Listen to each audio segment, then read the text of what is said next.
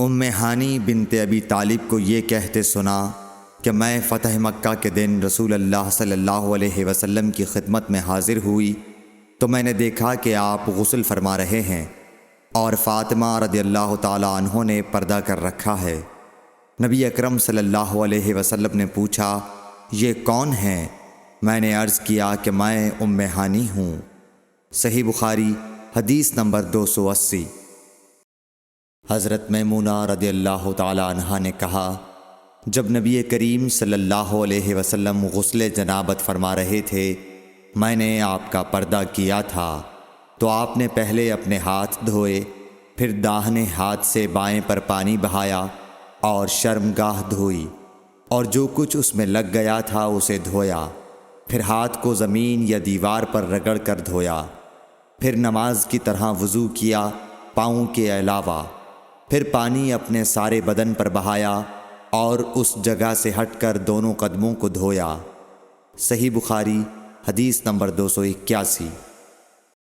ام المومنین ام سلمہ رضی اللہ تعالی عنہ نے فرمایا کہ ام سلیم ابو طلحہ رضی اللہ عنہ کی عورت رسول اللہ صلی اللہ علیہ وسلم کی خدمت میں حاضر ہوئیں اور کہا کہ اللہ تعالی حق سے حیا نہیں کرتا، کیا عورت پر بھی جب کہ اسے احتلام ہو غسل واجب ہو جاتا ہے؟ تو رسول اللہ صلی اللہ علیہ وسلم نے فرمایا، ہاں، اگر اپنی منی کا پانی دیکھے تو اسے بھی غسل کرنا ہوگا۔ صحیح بخاری حدیث نمبر 282۔ مدینے کے کسی راستے پر نبی کریم صلی اللہ علیہ وسلم سے ابو ہریرہ رضی اللہ تعالی عنہ کی ملاقات ہوئی۔ اس وقت ابو ہریرہ جنابت کی حالت میں تھے۔ ابو ہریرہ رضی اللہ تعالی عنہ نے کہا کہ میں پیچھے رہ کر لوٹ گیا اور غسل کر کے واپس آیا تو رسول اللہ صلی اللہ علیہ وسلم نے دریافت فرمایا کہ اے ابو ہریرہ کہاں چلے گئے تھے؟ انہوں نے جواب دیا کہ میں جنابت کی حالت میں تھا، اس لیے میں نے آپ کے ساتھ بغیر غسل کے بیٹھنا برا جانا۔ آپ صلی اللہ علیہ وسلم نے ارشاد فرمایا، سبحان اللہ، مومن ہرگز نجس نہیں ہو سکتا۔ صحیح بخاری حدیث نمبر 283۔ نبی صلی اللہ علیہ وسلم اپنی تمام ازواج کے پاس ایک ہی رات میں تشریف لے گئے۔ اس وقت آپ کے ازواج میں 9 بیویاں تھیں۔ صحیح بخاری حدیث نمبر 284۔ ابو ہریرہ رضی اللہ تعالی عنہ نے کہا کہ میری ملاقات رسول اللہ صلی اللہ علیہ وسلم سے ہوئی۔ اس وقت میں جنبی تھا، آپ نے میرا ہاتھ پکڑ لیا اور میں آپ کے ساتھ چلنے لگا۔ آخر آپ ایک جگہ بیٹھ گئے اور میں آہستہ سے اپنے گھر آیا اور غسل کر کے حاضر خدمت ہوا۔ آپ ابھی بیٹھے ہوئے تھے۔ آپ نے دریافت فرمایا، اے ابو ہریرہ کہاں چلے گئے تھے؟ میں نے واقعہ بیان کیا تو آپ صلی اللہ علیہ وسلم نے فرمایا، سبحان اللہ، مومن تو نجس نہیں ہوتا۔ صحیح بخاری حدیث نمبر 285۔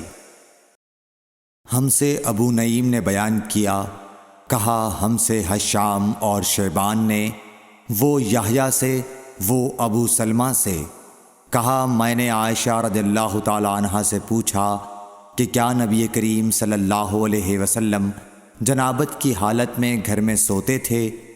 کہا ہاں، لیکن وضو کر لیتے تھے۔ صحیح بخاری حدیث نمبر 286۔ عمر بن خطاب رضی اللہ تعالی عنہ نے رسول اللہ صلی اللہ علیہ وسلم سے پوچھا کہ کیا ہم میں سے کوئی جنابت کی حالت میں سو سکتا ہے؟ فرمایا ہاں، وضو کر کے جنابت کی حالت میں بھی سو سکتے ہو۔ صحیح بخاری حدیث نمبر 287۔ حضرت عائشہ رضی اللہ تعالی عنہا نے فرمایا کہ نبی کریم صلی اللہ علیہ وسلم جب جنابت کی حالت میں ہوتے اور سونے کا ارادہ کرتے تو شرمگاہ کو دھو لیتے اور نماز کی طرح وضو کرتے۔ صحیح بخاری حدیث نمبر 288۔ حضرت عمر رضی اللہ تعالی عنہ نے نبی کریم صلی اللہ علیہ وسلم سے دریافت کیا کہ کیا ہم جنابت کی حالت میں سو سکتے ہیں؟ آپ نے فرمایا ہاں، لیکن وضو کر کے۔ صحیح بخاری حدیث نمبر 289۔ حضرت عمر رضی اللہ تعالیٰ عنہ نے رسول اللہ صلی اللہ علیہ وسلم سے عرض کی کہ رات میں انہیں غسل کی ضرورت ہو جایا کرتی ہے۔ رسول اللہ صلی اللہ علیہ وسلم نے فرمایا کہ وضو کر لیا کر اور شرمگاہ کو دھو کر سو جا۔ صحیح بخاری حدیث نمبر 290۔ نبی کریم صلی اللہ علیہ وسلم نے فرمایا کہ جب مرد عورت کے چہار زانوں میں بیٹھ گیا اور اس کے ساتھ جماع کے لیے کوشش کی تو غسل واجب ہو گیا۔ صحیح بخاری حدیث نمبر 291۔ حضرت عثمان بن عفان رضی اللہ تعالیٰ عنہ سے پوچھا گیا کہ مرد اپنی بیوی سے ہم بستر ہوا لیکن انزال نہیں ہوا تو وہ کیا کرے؟ حضرت عثمان رضی اللہ تعالیٰ عنہ نے فرمایا کہ نماز کی طرح وضو کر لے اور ذکر کو دھو لے۔ اور حضرت عثمان رضی اللہ تعالیٰ عنہ نے فرمایا کہ میں نے رسول اللہ صلی اللہ علیہ وسلم سے یہ بات سنی ہے۔ صحیح بخاری حدیث نمبر 292۔ ابی بن کعب نے پوچھا یا رسول اللہ صلی اللہ علیہ وسلم، جب مرد عورت سے جماع کرے اور انزال نہ ہو تو کیا کرے؟ آپ نے فرمایا عورت سے جو کچھ اسے لگ گیا اسے دھو لے، پھر وضو کرے اور نماز پڑھے۔ صحیح بخاری حدیث نمبر 293۔